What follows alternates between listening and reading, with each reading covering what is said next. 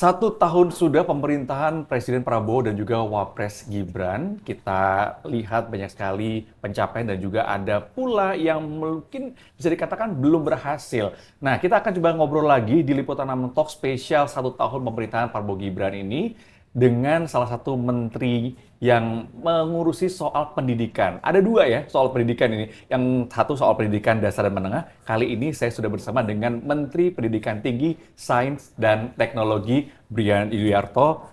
Pak Brian, terima kasih sudah bersama Terima Liputan kasih. Talks. Sama-sama, terima kasih Mas Jati. Tadi kita bicara soal 1 tahun pemerintahan Prabowo Gibran. Betul. Tapi untuk Pak Brian ini nggak nyampe 1 tahun, baru Belum 8 1 bulan tahun, ya. betul sekali. Baru 8 bulan, tapi pencapaiannya sudah ada dong Pak. Seperti Iya. apa so far? So good? Oke? So good, kita kejar terus target-target yang memang harus kita capai di pendidikan tinggi Saintek. Kita dengan kebetulan kan kalau kita nih banyak ya, seluruh kampus di Indonesia itu bagian dari keluarga besar Dikti Saintek. Jadi kita senantiasa bersama-sama dengan para pimpinan perguruan tinggi, rektor, dan juga tentunya yang paling penting di kita ini garda terdepan kita adalah para dosen. Jadi bersama-sama kita coba kejar target-target yang ditetapkan oleh Bapak Presiden. Ya tentu ada yang masih harus kita kejar lebih keras lagi, ada yang sudah lumayan, dan seterusnya. Kira-kira begitu secara garis besar. Target-target yang sudah dicanangkan oleh Pak Presiden, apa saja? Jadi intinya kan bagaimana pendidikan tinggi itu bisa menghasilkan SDM yang memang dibutuhkan oleh bangsa kita. Tentunya di sana ada pemerataan akses ya. Jadi jangan sampai hanya kelompok tertentu saja yang bisa mengakses pendidikan tinggi. Nah ini yang kemudian kita memiliki banyak program, mulai dari beasiswa KIP, beasiswa adik ya untuk yang akselerasi begitu ya, afirmasi, kemudian juga beasiswa lainnya kita juga mendorong kampus-kampus dan Pemda itu bersama-sama kita bergotong royong memberikan beasiswa juga. Nah di lain sisi kita juga ingin meningkatkan sumber daya manusia yang dihasilkan. Lulusan-lulusan ini kita ingin berkualitas, kita ingin juga bagaimana industri yang akan tumbuh di Indonesia itu bisa dipenuhi dari SDM-SDM kita yang dihasilkan di perguruan tinggi ini, begitu ya.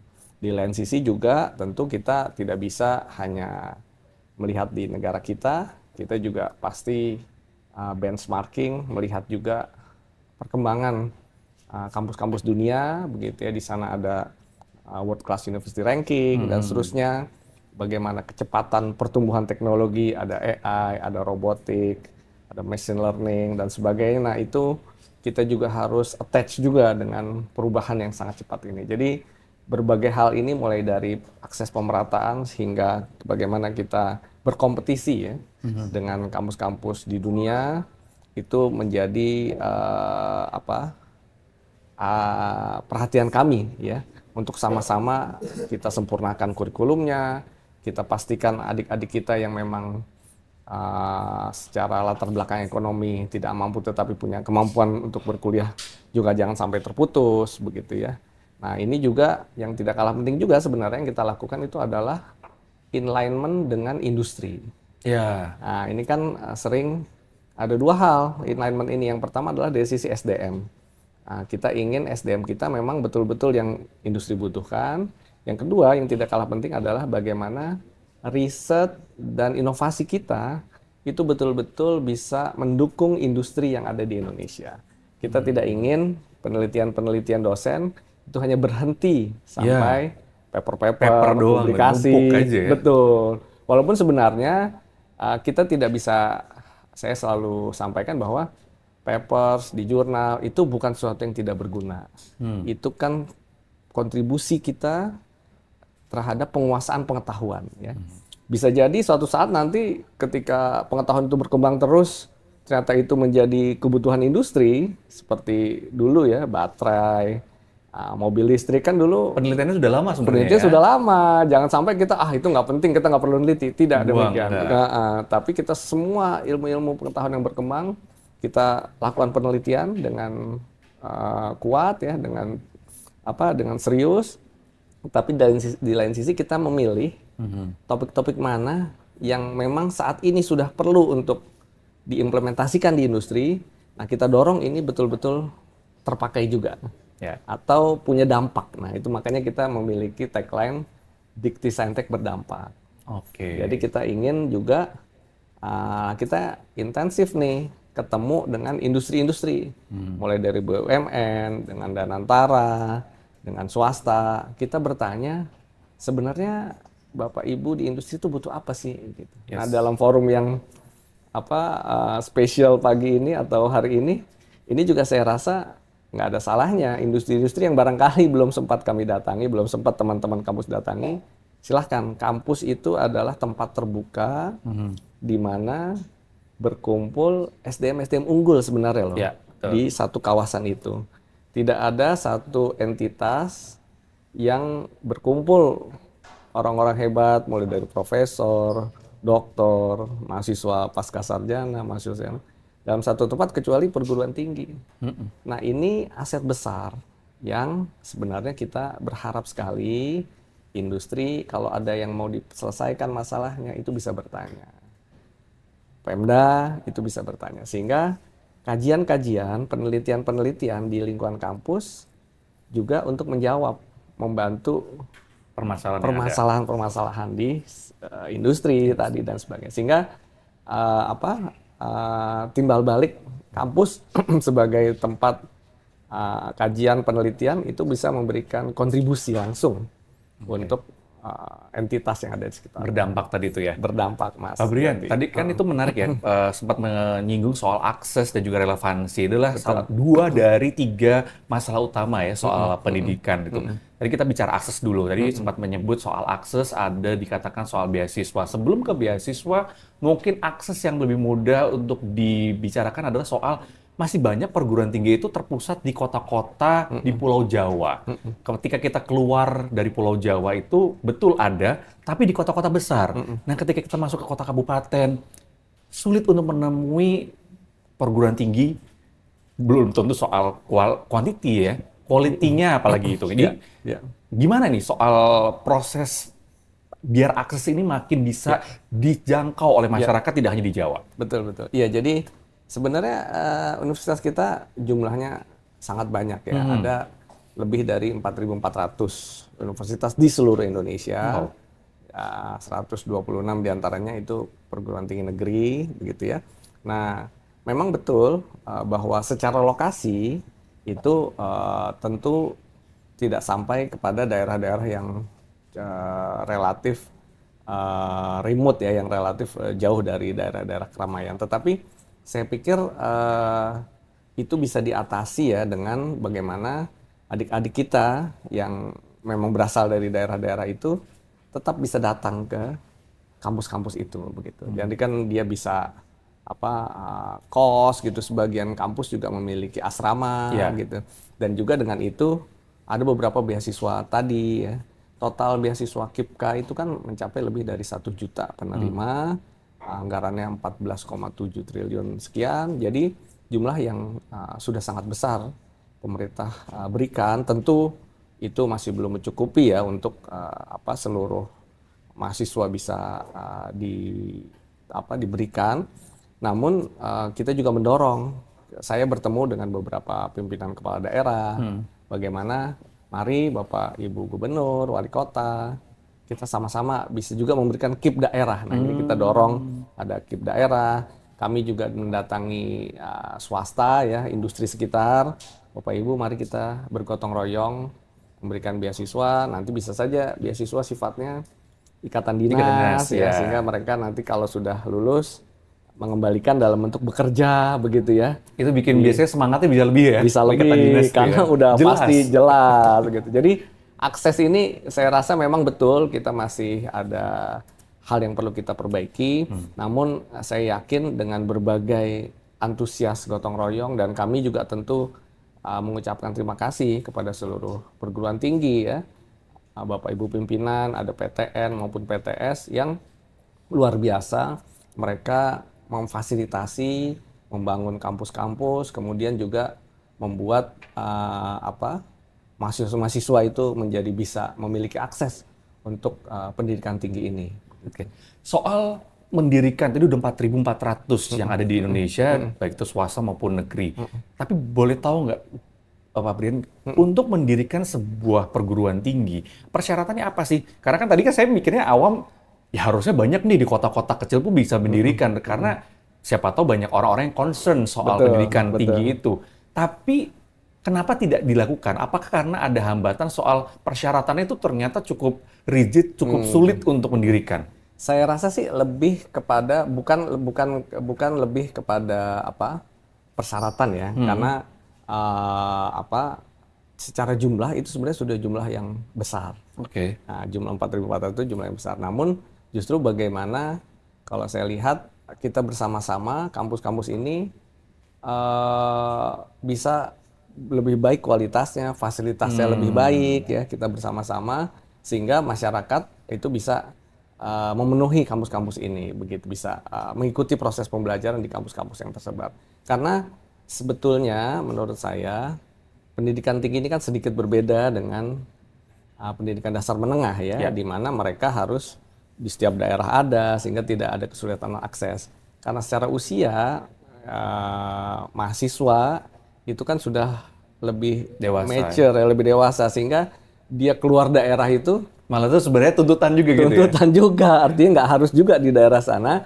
Karena juga ada poin yang positif ya ketika seorang manusia dewasa, katakan itu mahasiswa, itu bisa keluar dari daerahnya, dia bisa mendapatkan wawasan yang lebih, dia bisa bertemu dengan teman yang lebih, seperti Mas Jati ya kan dulu. Saya perantauan. Nah itu kan hal positif itu yang dia bawa lagi kembali ketika ke daerah asalnya, dia sudah memiliki wawasan yang lebih luas, pengalaman yang lebih banyak, begitu ya, pengetahuannya juga bertambah sehingga dia bisa memajukan daerah. Jadi kalau saya lihat pendidikan tinggi bukan akses lebih kepada di setiap titik ada agar lebih dekat harus, dengan tempat tinggal ya. Justru malah kalau bisa agak jauh mainnya gitu ya. Mainnya agak jauhan. Ya di daerah-daerah tertentu yang memang di sana misalnya dekat dengan industri sehingga prakteknya lebih dekat gitu ya.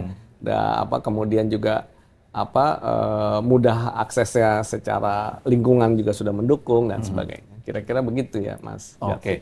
Nah, bicara soal masih akses, ini ada hal lain tadi juga disinggung soal soal beasiswa. Beasiswa ini udah banyak juga dilakukan, tidak hanya di pemerintah pusat, pemerintah daerah tadi diajak juga, dan swasta pun juga didorong untuk memberikan kemudahan akses kepada masyarakat, mahasiswa, agar bisa mengenyam pendidikan lebih tinggi lagi. Tapi apakah ada kebijakan yang lebih progresif mungkin selain beasiswa agar akses terhadap pendidikan tinggi ini bisa dirasakan oleh seluruh masyarakat? Iya, jadi memang tentu kan beberapa hal ya, seperti pemenuhan peralatan ya untuk perguruan tinggi negeri terutama, dan juga beberapa bantuan untuk perguruan tinggi swasta itu juga ada program dari kami. Harapannya sebenarnya kualitas para universitas perguruan tinggi itu meningkat ya, pendidikan kita sejajar dengan pendidikan di negara-negara maju yang sudah lebih maju dan seterusnya. Nah dengan itu harapannya adik-adik kita itu bisa berkuliah di tempat-tempat yang berkualitas. Nah tentu beasiswa ini saya lihat memang meskipun jumlahnya sudah besar, saya lihat memang masih perlu kita tambah lagi ya untuk bisa memenuhi akses. Tetapi saya lihat beberapa inisiatif ya itu sangat baik dari PTN maupun PTS. Kami sangat berterima kasih di mana ada beberapa mahasiswa yang misalnya tidak terpenuhi oleh kuota dari beasiswa pemerintah itu juga tetap difasilitasi, diberikan beasiswa dari kampus, diberikan kemudahan untuk misalnya mencicil biaya SPP-nya gitu ya, UKT-nya. Kemudian juga ada juga beberapa kampus yang menyediakan rumah tinggal atau asrama mahasiswa. Jadi saya rasa luar biasa ya. Kami tentu sangat apresiasi kampus-kampus PTN maupun PTS yang meskipun masih ada kekurangan dari beasiswa yang disediakan oleh pemerintah, tapi juga mereka berupaya menjaga agar adik-adik kita yang mereka punya semangat tinggi tetapi barangkali belum beruntung secara latar belakang itu tetap bisa berkuliah. Di beberapa tempat juga ada yang memfasilitasi dengan bekerja begitu. Jadi beasiswa kerja begitu ya. Ada juga tuh. Jadi mereka dapat beasiswa tapi diminta bekerja di perpustakaan, jaga perpustakaan atau jaga Ikatan bantu dinasnya TU, langsung gitu ya. ikatan dinas langsung. Jadi ini luar biasa, kami sangat mendorong dan sangat mendukung dan tentu berterima kasih ya karena akses ini tentu kita harus sama-sama bantu, apalagi kalau nanti sekali-kali ya saya ajak adik-adik kita itu luar biasa bersemangat sekali. Oh ya. Ada banyak yang mereka barangkali latar belakangnya terbatas ya, belum beruntung, tetapi luar biasa semangat yang kita nggak tega juga ya kalau tidak memfasilitasi betul. Jadi ini yang perlu terus kita pelihara, semangat gotong royong, semangat kebersamaan untuk menjaga SDM-SDM terbaik kita bisa mendapatkan akses pendidikan tinggi. PR-nya banyak, soal akses, soal mutu juga, ini juga tadi sempat disinggung oleh Pak Brian. Untuk menjaga atau meningkatkan mutu, menyejajarkan dengan universitas di luar sana tuh memang PR ya Pak, sulit banget. Tapi kalau nggak salah yang pertama kali ini dilakukan adalah di pemerintahan Prabowo Gibran adalah soal sudah berhasil diberikannya tunjangan kinerja dosen. Ya, ya betul, ini betul. setelah sekian lama teman-teman dosen itu unjuk rasa, akhirnya bisa berhasil. Ini seperti apa? Akhirnya kok dicetuskan di tahun ini? Karena kalau dilihat dari perjalanannya sebenarnya unjuk rasanya udah dari kapan tahu gitu. Kenapa baru sekarang akhirnya berhasil diberikan? Iya, jadi tentu ini tidak lepas dari upaya semua pihak ya. Mulai dari teman-teman dosen ya yang terus-menerus mengingatkan kita, mengingatkan pemerintah bahwa tunjangan kinerja dosen itu sesuatu yang perlu diberikan. Kemudian juga tentu dari Bapak Presiden yang ketika beliau mendengar ada permasalahan ini membuat keputusan dengan cepat begitu ya. Kementerian lain yang lintas sektor, Kementerian Keuangan dan sebagainya itu semua membuat kami terbantu ya dari Kementerian Dikti-Saintek ini.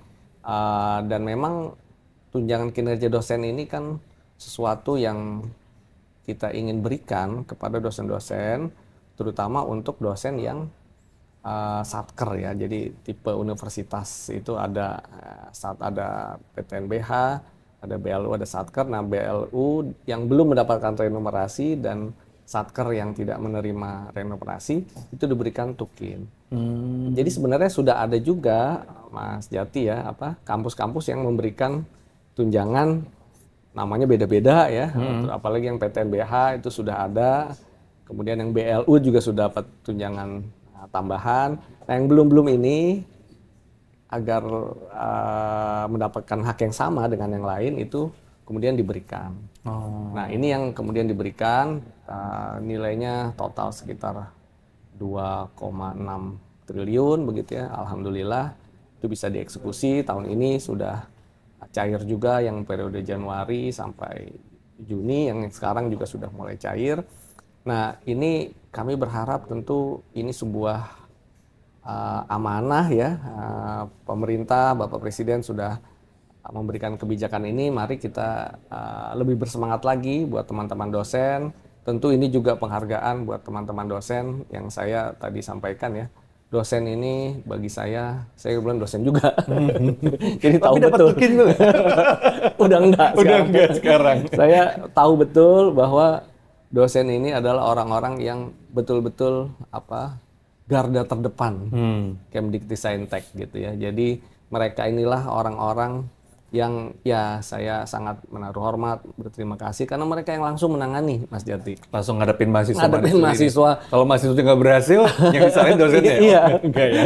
Jadi mereka inilah yang sehari-harinya setiap hari bertemu dengan para calon-calon SDM unggul kita masa depan. Mereka yang menentukan bagaimana kualitas SDM kita. Jadi tentu pemerintah mengapresiasi melalui tukin. Nah, yang belum menerima atau yang tidak menerima karena mereka sudah PTNBH atau BLU, yaitu kita minta kampus-kampusnya juga terus konsisten bisa memberikan tunjangan juga begitu ya. Tetapi secara umum itu adalah sebuah perhatian pemerintah pada teman-teman dosen untuk lebih bersemangat lagi begitu ya, untuk lebih sebuah memang haknya mereka begitu yang sudah beberapa waktu belum sempat barangkali sebelum pemerintah memiliki prioritas yang lainnya begitu. Nah ini yang kita lihat bentuk perhatian kita gitu, Mas Jati. Tahun ini sudah diberikan, tahun depan 2026 akan tetap diberikan dengan anggaran tetap 2,6 triliun? Iya, itu kan kebijakan yang terus-menerus akan diterima oleh dosen-dosen. Bukan sekali ya? Bukan sekali. Akan terus-menerus.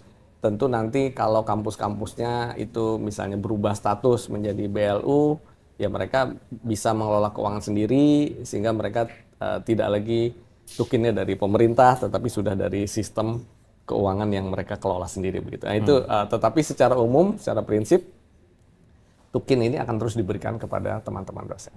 Apakah ada asesmen ataupun pengawasan seperti apa untuk pemberian tukin-tukin ini? Jadi kan namanya tunjangan kinerja, begitu ya, tentu terkait dengan kinerja juga, seperti apa kinerjanya. Tetapi saya sih melihat kita tidak ingin juga mempersulit teman-teman dosen, begitu ya. Tentu tetap kita harus membuat kinerja supaya juga kita menghargai yang betul-betul sepenuh hati mengajar, membimbing mahasiswa gitu, itu tetap ada dan itu kita serahkan ke kampus masing-masing. Jadi kampusnya akan nge-assess gitu ya. Betul, karena kan yang lebih paham mereka. Kita tidak mungkin dari Jakarta mengakses dosen-dosen di daerah gitu. Dan kita berharap, tetapi semangatnya adalah semangat untuk bagaimana kita menghargai dosen-dosen, mengapresiasi para dosen sebagai garda terdepan Kemendikti-Saintek. Oke, kita bicara lain soal yang juga jadi permasalahan Kemendikti-Saintek adalah soal relevansi. Relevansi ini dari data yang saya dapatkan, data BPS terbaru, ini menunjukkan lebih dari 1 juta pengangguran berasal dari lulusan perguruan tinggi. Ya. Nah, harusnya nih perguruan tinggi itu kan menjembatani dunia industri dan juga dunia pendidikan, ini dipersiapkan seperti itu. Nah, ini bagaimana Pak Brian melihatnya? Salahnya di mana sih kok akhirnya ada 1 juta pengangguran berasal dari perguruan tinggi? Ya, jadi ya ini tentu PR kita bersama ya. Kami juga mendapatkan data tersebut. Kami juga sudah berkoordinasi ya, misalnya dengan kementerian lain, dengan Kementerian Tenaga Kerja. Kita ingin mendapatkan input kira-kira apa kurikulum mana kita yang perlu kita sesuaikan, kita upgrade, kita kita sesuaikan ya dengan kebutuhan yang real ya. Kemudian juga kita meminta pihak industri ya. Dan setiap kampus itu sebenarnya mereka tuh punya apa yang disebut tracer study. Jadi mereka men-trace lulusannya tuh seperti apa sih keberterimaan industri, keberterimaan masyarakat. Ya, di kampus-kampus, apalagi kampus yang besar itu memiliki data-data tersebut. Dan sebenarnya dalam konsep kurikulum, pengembangan kurikulum yang selalu dilakukan 5 tahun sekali, ya, itu ada konsep di mana mereka memang mengevaluasi keberterimaan daripada industri itu terhadap lulusannya gitu. Jadi sebenarnya proses itu selalu kita lakukan evaluasi, namun juga tentu ini bukan, kalau saya melihat ini juga bukan single factor begitu ya, hanya faktor kita, tetapi barangkali juga ada permasalahan global ya, ekonomi global, ya. Kemudian bagaimana industri di Indonesia juga yang mengalami deindustrialisasi pada beberapa sektor begitu ya. Jadi hal-hal itu juga rasanya turut mempengaruhi. Namun tentu kita di Kemdikti-Saintek itu melihat bagaimana kita lebih mempersiapkan lagi. Makanya di beberapa sisi, terutama untuk pendidikan vokasi ini, Mas Jati, kita betul-betul mengundang industri. Kita ingin setiap pendidikan vokasi kita tuh attach langsung dengan industri, supaya teman-teman di vokasi ini bisa melihat nih, oh industri kita sekarang berubah, gitu ya. Nah kita kalau perlu kita datangkan juga dosen-dosen dari pihak industri, mengajar praktisi, sehingga adik-adik mahasiswa kita itu betul-betul memahami perubahannya seperti apa, sehingga mereka bisa juga bersama-sama kampus itu bisa beradaptasi. Nah, ini konsep yang kita ingin dorong, ini kan salah satunya adalah adaptasi pendidikan tinggi. Jadi kita cukup lincah bisa menyesuaikan apa kemajuan-kemajuan yang terjadi, selain berdampak begitu ya tadi, kita bisa mengadaptasi ini begitu. Nah, tapi apakah jadinya tadi kan menarik ya ketika menyebutkan soal pendidikan vokasi. Vokasi itu kan kalau nggak salah 60-40 ya, 60 di teori, 40-nya di praktik gitu ya. Dan ini juga hampir sama dengan di SMK ya, yang dia juga ada praktiknya, tidak hanya teori. Nah, apakah ini yang nanti akhirnya lebih tepat untuk dijadikan sebuah sistem pendidikan tinggi di Indonesia ketimbang pendidikan tinggi yang mungkin selama ini kita tahu ya, yang lebih banyak soal teori? Atau jangan-jangan seperti itu yang dibutuhkan oleh industri? Jadi kalau menurut saya sih masing-masing punya proporsinya sendiri. Jadi tidak bisa ini lebih baik atau ini lebih buruk, tidak seperti itu. Tetapi saya melihat masing-masing punya proporsi yang dibutuhkan oleh negara kita, oleh industri kita begitu. Jadi tentu kalau D3 vokasi itu D3 D4 ya, vokasi ini kan lebih banyak nantinya dia langsung praktis ya, bekerja, dan jumlahnya tentu jauh lebih besar ya dibandingkan dengan kebutuhan yang sarjana begitu kan. Karena tentu misalnya dalam satu pabrik, dalam satu industri, satu orang sebagai supervisor dia kan membawahi beberapa operator, beberapa teknisi. Nah, ini yang kita ingin memang attach ya dengan hitungan industri kita tuh berapa sih butuhnya begitu ya. Nah, ini kami juga sudah dengan bersama-sama Kementerian Tenaga Kerja minggu lalu kami bertemu. Mereka memang juga bersama-sama kita ingin menghitung sebenarnya industri kita itu lebih arahnya kemana sih, betul ya. Dan kita ingin juga prodi-prodi kita nih nantinya kita sesuaikan dong dengan kebutuhan industri. Arah industri kita ke arah mana? Oh berarti prodi yang dibuka ini nih perlu, prodi yang buka itu tuh. Jangan sampai arahnya ke sana negara kita, tetapi pendidikan kita nggak berubah. Belajar yang lain.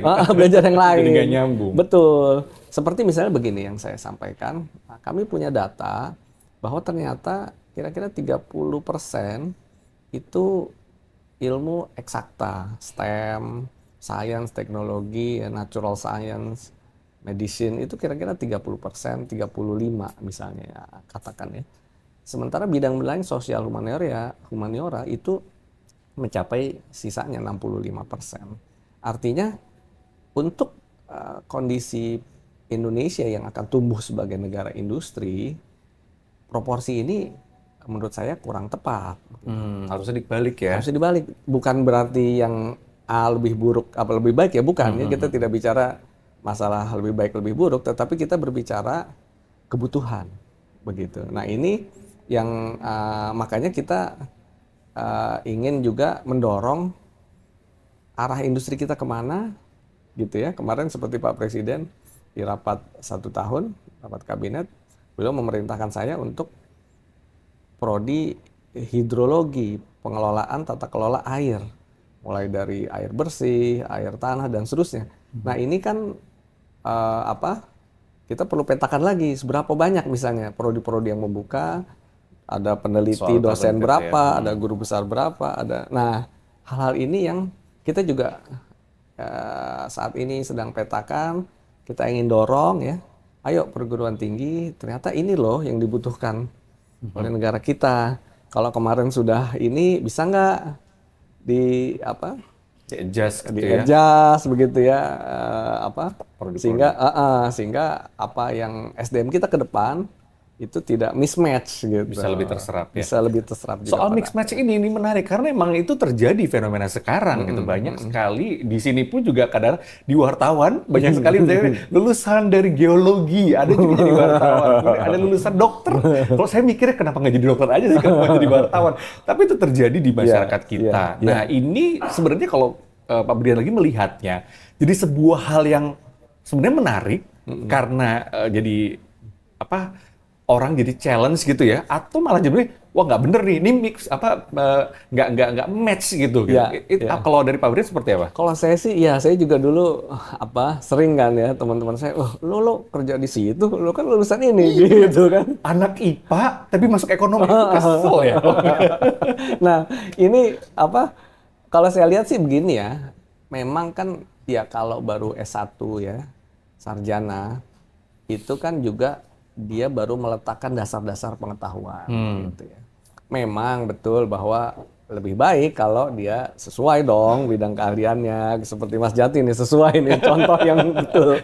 Saya berusaha untuk match. Nah, tapi kan tadi pasar kan kadang-kadang belum sesuai banget lah, nggak 100% sesuai banget lah ya. Atau enggak kuotanya Kuotanya, kurang. maksud saya begitu, pasar industri kita segini, tetapi lulusan segini, Iya, ya udahlah di match. Nah, tapi juga ada kondisi tadi S1 ini kan baru dasar-dasar, sehingga kalau menurut saya masih oke begitu ya, masih masih terbuka dia untuk adjust belok-belok ya. belok-belok sedikit begitu, karena dia toh belum dalam seperti S2 atau S3 ya, yang bidangnya very sharp. Nah, ini kan bidangnya masih broad ya. Memang ada kecenderungan juga karena perkembangan ilmu kita ini sangat cepat ya. Saya pernah baca di beberapa negara itu justru memang bidang S1 tuh semakin broad. Jadi misalnya engineering, teknik aja, lulusan teknik begitu. Dia bisa tuh kemana. Jadi dia hanya tingkat 4-nya misalnya masuk ke yang lebih spesifik begitu. Tujuannya mungkin salah satu itu ya, karena untuk mengantisipasi perkembangan ilmu yang sangat cepat, sehingga ya walaupun tadi sih teknik ya jangan pindah ke Ekonomi. jadi penyiar misalnya. Tiba-tiba langsung. Nah, tapi paling tidak saya lihat ada hal seperti itu ya, karena ini masih S1 ya, seharusnya masih boleh lah begitu ya untuk pindah-pindah bidang yang masih beririsan begitu. Ada contohnya ya, Pak Menteri Keuangan kan dari teknik elektro, tapi sekarang akhirnya menjadi ke urusan ekonomi. Ekonomi itu contoh Tapi dia jadi nyata. mungkin dari perjalanannya akhirnya Betul. belok tadi ya. Jadi sebenarnya dengan bagaimana mutu itu tadi juga diperkuat sehingga dari perjalanannya akan bisa pas gitu ya. Ya. Oke. Nah, kita bicara lain hal, itu tadi ada soal akses, mutu, relevansi kita sudah semua bahas lagi. Tapi perlu juga, saya juga menyinggung, mumpung ada Pak Menterinya di sini, saya mau ngobrol soal isu terkini ini yang lagi rame. Soal perundungan di pendidikan tinggi gitu. Betul. Harusnya kan kita secara awam berpikirnya pendidikan tinggi, orang-orangnya sudah intelektualnya udah cukup, pendewasaannya juga oke, tapi masih terjadi perundungan yang baru saja terjadi di Universitas Udayana.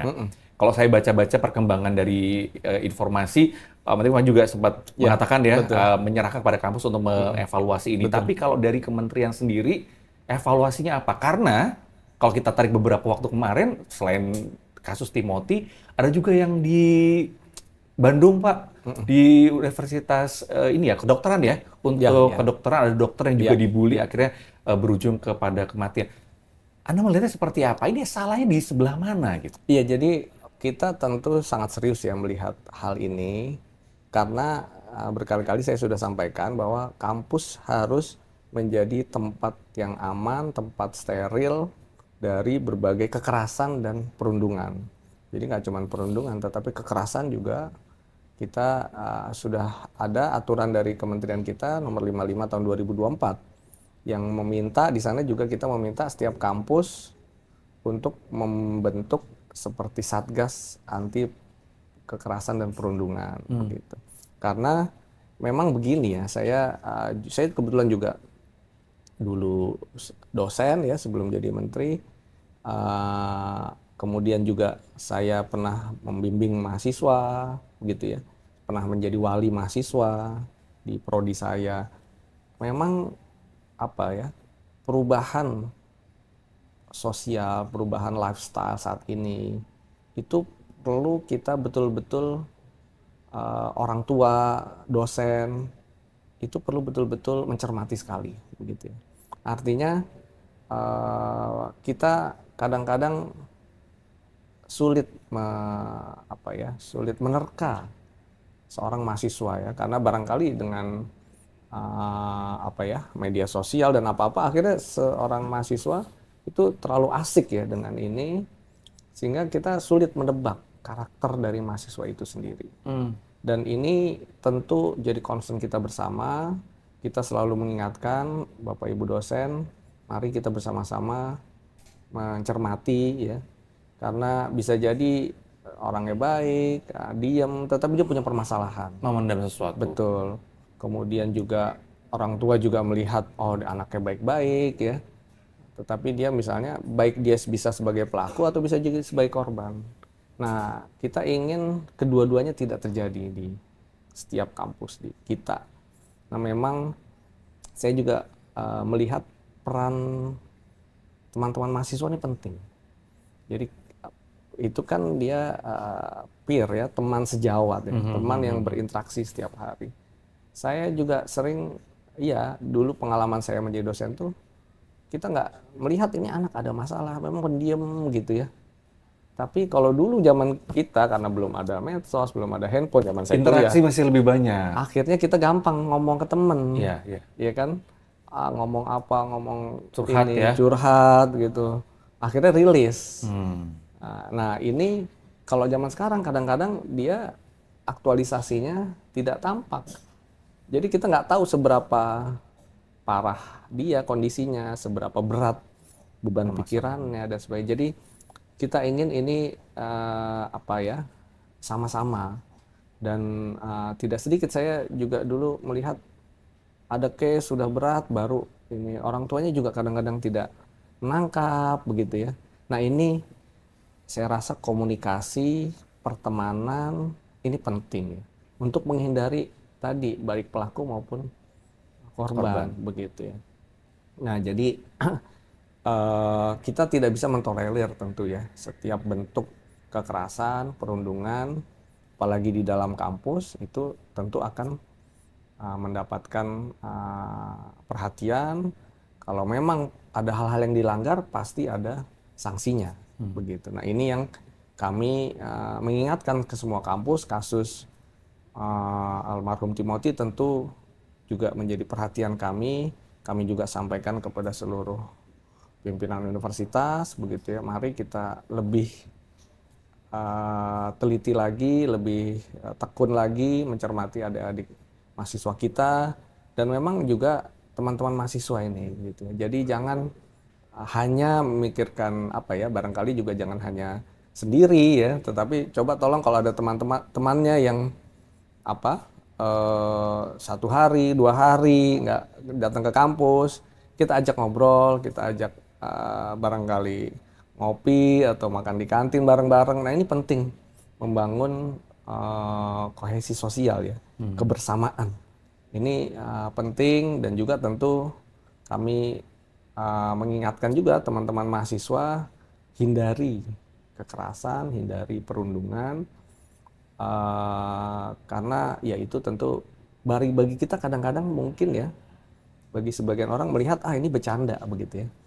Tetapi kan kita nggak tahu kondisi background yang bersangkutan gitu, sehingga dia berpikirnya suatu yang berat. Nah ini kita mendorong baik itu di organisasi mahasiswa ya, tolong kita lebih terbuka ya, lebih mencermati teman-teman kita, adik-adik mahasiswa ya, jangan sampai terbebani hal-hal yang sepertinya ringan tetapi itu dampaknya fatal begitu. Oke. Belum, silakan boleh diminum dulu sebelum kita tahu juga nih kita aus. Saya juga aus, padahal saya yang nanya doang ya. Gimana yang jawab? Pak Menteri, ini mungkin beberapa pertanyaan terakhir soal tadi ya, masih kaitannya dengan perundungan. Mungkin ada soal perundungan, ada ketidakpekaan mahasiswa ini mungkin juga karena ada bibit-bibit senioritas. Kita selalu tahu ya sampai sekarang walaupun banyak yang mengatakan bahwa sudah tidak ada lagi senioritas, sudah tidak ada lagi ospek-ospek. Tapi masih ada kadang-kadang acara-acara yang ujung-ujungnya itu pasti masih ada rasa-rasa senioritas bahwa junior jangan ini bentak-bentak bentak-bentak gitu. Walaupun mungkin nggak bentak, tapi ketika ada posisi yang antara senior dan junior, mungkin satu sisi bagus ya, unggah-ungguhnya mungkin dimunculkan di situ. Tapi ketika ada tadi anak-anak sekarang, Gen Z sekarang tuh kan rata-rata kayak siapa lu, kita harus equal. Nah ini gimana kalau menurut Pak Menteri? Iya, jadi saya juga selalu melihat anak saya juga mahasiswa gitu ya. Saya, kalau anak saya cerita lagi ospek dan sebagainya. Jadi memang ini yang adik-adik kita perlu diingatkan terus-menerus ya. Barangkali mereka hanya mendapatkan referensi terbatas ya, dari kakak tingkatnya, cutting biasanya disingkatnya, dari cuttingnya. Kemudian juga tahun lalu mereka dibentak-bentak, misalnya sekarang Sebagai korban. bentak-bentak. Nah ini hal-hal yang tentu kita adik-adik mahasiswa perlu lihat lagi ya, bahwa sudah tidak relevan hal-hal seperti itu. Apalagi perubahan zaman, equality ini sama begitu ya. Jadi dan saya juga melihat di negara maju udah nggak ada lagi kampus-kampus ya, ospek ya. Berarti itu. Jadi mari kita buka wawasan kita lebih luas, kita lihat lebih bijak begitu ya. Tentu program mendidik ya, mentransformasi pengetahuan dari kakak tingkat itu tetap perlu silahkan. Tetapi hal-hal yang tidak perlu dilakukan, yang menjurus ke kekerasan, perundungan kita kurangi. Beberapa adik-adik mahasiswa saya lihat sudah terbuka ya, sudah banyak lah yang terbuka, sudah mulai lebih realistis begitu ya. Mungkin masih ada dua hal yang memang masih melanjutkan. Nah ini yang perlu Bapak Ibu dosen lebih cermati, karena biasanya itu mahasiswa kan tahan lama tuh dari pagi sampai malam dia kuat. Dosennya udah capek dulu, udah capek dia pulang sore. Tapi itu bisa nggak mengintervensi perguruan tingginya atau universitas? Sangat bisa Mas Jati ya. Jadi saya juga dulu, saya ingat dulu saya sebagai ketua prodi, malam-malam tuh saya datengin tuh lagi ospek. Ini beneran marah-marah nggak nih? Iya betul. Nah memang ya namanya adik-adik energinya masih tinggi ya, mahasiswa kan dia bisa 3 malam gitu acara. Kalau dosen kan, aduh kita udah cukup. Nah tapi kan harusnya bisa dikelola dari awal ya. Jadi misalnya mana proposal programnya, apa rundown acaranya, pengawasannya dari situ ya? Jangan di luar kampus, di dalam kampus sehingga lebih mudah diatasi. Nah, hal seperti itu, dan juga ditekankan oleh kampus, hati-hati ya, Anda kalau melanggar ini ada aturan, ada sanksi. Anda bisa kena sanksi loh. Itu mungkin yang harus selalu diingatkan. Ya? Kan ya adik-adik mahasiswa ini kan suka juga khilaf.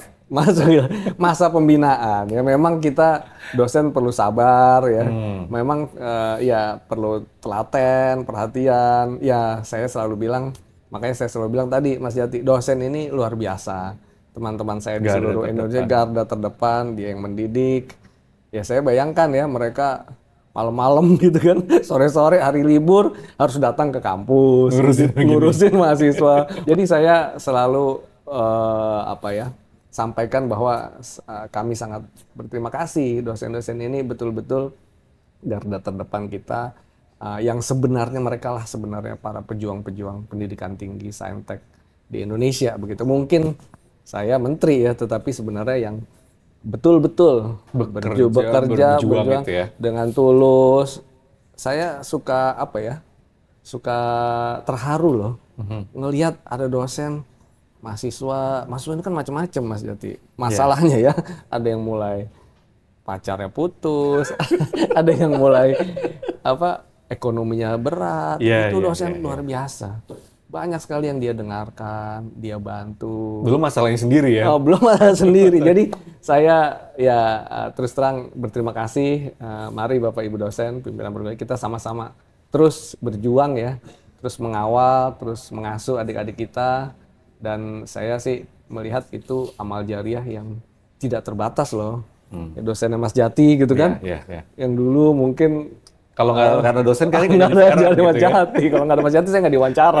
Itu nggak ketemu gitu. Nah, jadi kan itu amal kebaikan yang terus menerus akan berbalas untuk Bapak Ibu dosen. Kayaknya sih untuk para dosen di Indonesia cukup tenang ya, karena Pak Menterinya pernah jadi dosen, mungkin pernah mengatasi mahasiswa-mahasiswa tadi, itu mungkin bisa diundang untuk mengatasi yang hal tadi.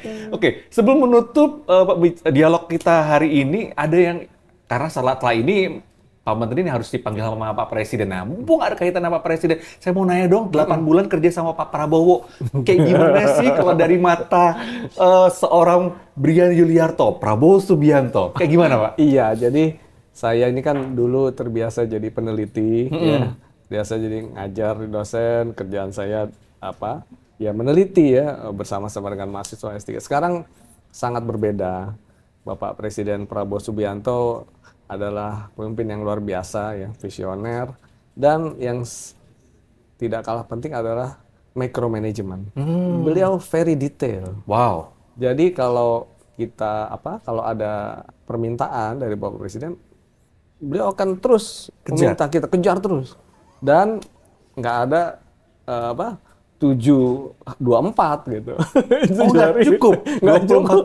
24 jam 7 hari nggak cukup? Iya, jadi sewaktu-waktu saya sedang di Bandung, saya sedang di mana, dipanggil Pak untuk paparan ini. Waduh, jadi makanya saya kemana-mana selalu bawa laptop saya tuh. Karena semua bahan-bahan saya ada di sana. Saya juga minta teman-teman saya, tolong mohon maaf ya, teman-teman di Dikti Saintek nih, dan juga dosen-dosen. Karena saya terus terang, saya beruntung jadi menteri karena saya di belakang saya ini ada 300.000 dosen. Guru besar semua yang hebat-hebat. Jadi kalau saya diperintah oleh Bapak Presiden, saya sering meminta bantuan dosen-dosen sesuai bidang keahliannya, kan. Nah, ini membuat saya terbantu, walaupun kadang-kadang Jumat malam, weekend, Sabtu lagi udah mood nih. Mau santai nih kayaknya weekend. Udah siap-siap mau jalan-jalan sama anak-anak ya, misalnya cucunya. Saya tolong dong buatin ini. Karena saya nih sore harus menghadap beliau gitu. Jadi itu kesan saya, jadi luar biasa ya. Saya melihat bukan hanya Pak Presiden ya, seluruh kabinet saat ini tuh luar biasa kerja keras. Jadi ya kita ingin betul-betul membuat perubahan buat masyarakat. Tentu masih banyak kekurangan ya, tetapi percayalah seluruh pemerintah saat ini betul-betul sedang ingin berjuang ya di bawah kepemimpinan Pak Presiden Prabowo bersama Pak Wakil Presiden. Itu kita ingin betul-betul melakukan perubahan, membuat kemajuan yang nyata sehingga kesejahteraan bisa diwujudkan. Amin. Itu yang diharapkan oleh kita semuanya tentunya. Amin. Semuanya selalu sehat, kabinet ini, dan juga harus terus berjuang untuk rakyat Indonesia. Terima kasih. Terima kasih banyak Pak Brian Yuliarto sudah Mas Jati. mampir di Liputan 6 Talks. Senang sekali. Kita nanti ketemu ngobrol lagi ya. Siap, untuk siap. teman-teman yang lainnya. Oke. Itulah tadi perbincangan saya dengan Menteri Pendidikan Tinggi, Sains dan Teknologi Brian Yuliarto dalam Liputan 6 Talks 1 tahun pemerintahan Prabowo Gibran. Saya Jati Dharma. Salam SCTV.